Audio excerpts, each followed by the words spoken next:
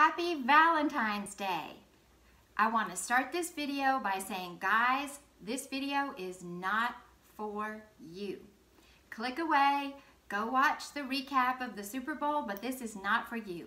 Ladies, I am here today with my daughter Ruth and my daughter Agnes. Both my daughters are from Uganda, and we're super excited to tell you how we are spending Valentine's Day this year. After the girls joined our family, the first time I went back to visit their orphanage after they were here, I think I went to you in the bedroom and I was like, Ruthie, you know, I'm going back, I can pack big tubs. What should I bring? Should I bring clothing? Should I bring medication? Should I bring food? And I was so shocked what you said.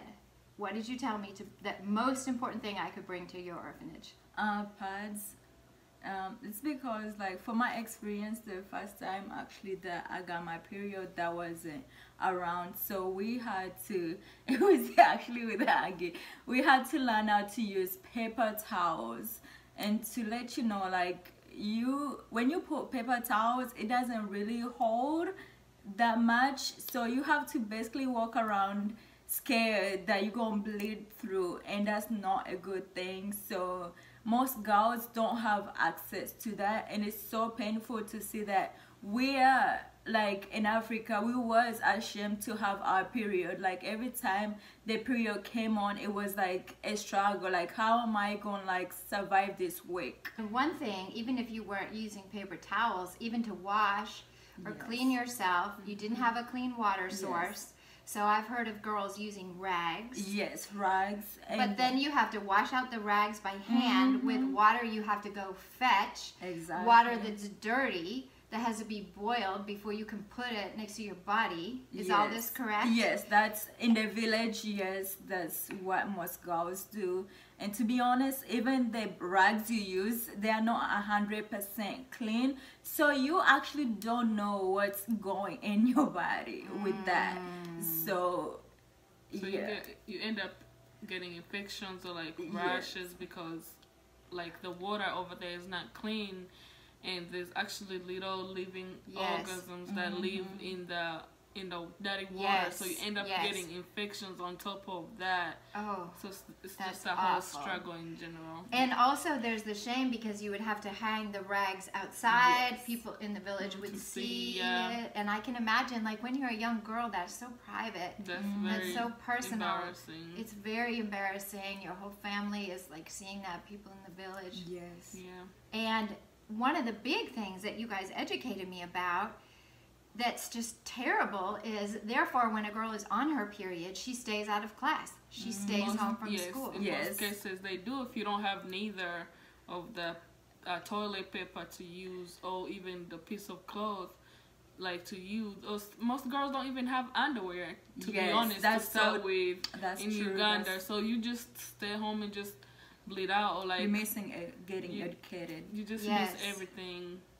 And also, like, you girls only had one school uniform, so if you bleed onto your school uniform, if you bleed onto your sheets, I mean, it just becomes like this whole mess, horrible experience. A nightmare, just because of a period. Yes, and you all take standardized tests.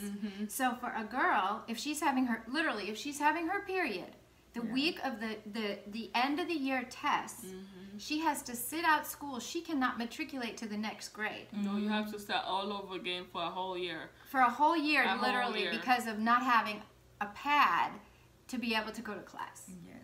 Wow.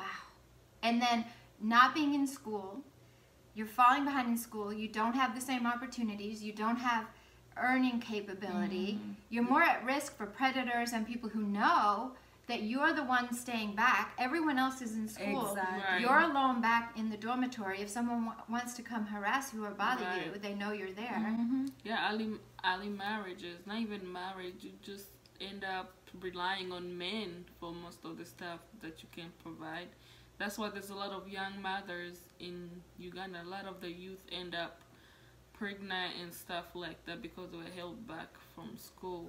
The whole it's a whole. Just from something so small, basic as having a sanitary pad when you need it.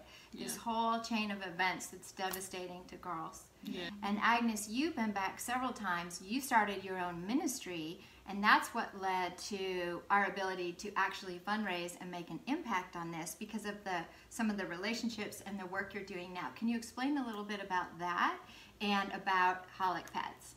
One of my friends in Uganda, Shiba Karunji, is the founder of Holic Pads, and part of her foundation is to care for the girls, you know, who stay or drop out of school because of the pads. So she has this hashtag going around, keep a girl child in school. Keep a girl child in school. So by donating $15, you literally can sponsor a girl or like provide pads for a girl for a whole year. So just imagine like the money you take to Starbucks, the money you know you buy in Chick-fil-A. Okay, Chick-fil-A. She's not much a Starbucks as a Chick-fil-A. I love Chick-fil-A. You could use that. You could sacrifice getting a Starbucks or Chick-fil-A for one day and provide pads for a girl in Uganda for a whole year. That is amazing. Yes. I mean, that's incredible. And literally, that $15 changes that girl's life. She doesn't have the shame. She doesn't have the stress.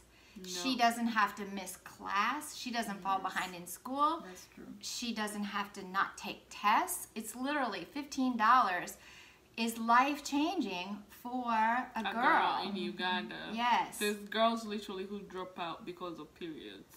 I mean, that is just terrible. And imagine the relief. We have already funded 100 girls. So I am fired up and ready to do more. 100 girls we have already funded who will not have to worry about this year in 2021, who know they are ready and prepared and can take care of their basic needs and go to school. And so we are hoping that you will help us get even further and double that and get to 200 girls that will be able to go to school this year in 2021. By the end of this month, we want to finish this fundraiser and be able to tell 200 girls you do not have to worry about this. You don't have to have this stress.